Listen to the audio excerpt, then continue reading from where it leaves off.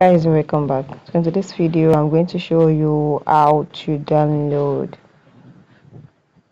projects from your CapCut cloud space. Let's get started. What you need to do is open up your CapCut.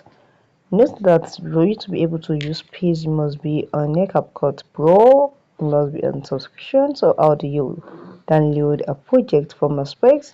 And what you need to do is click on the space. Once you click on the space, all your project is going to be loaded here, and automatically click on the three dots beside it, then you click on download, and you'll be able to download your project from cloud directly to your CapCut. It's very simple. So guys, if you found this video helpful, smash the like button, drop a comment and subscribe. You can see presently I'm not on pro and I wasn't able to get on my any project on the space. So once you're not on a pro version, you will not be able to download or copy any project on your cloud.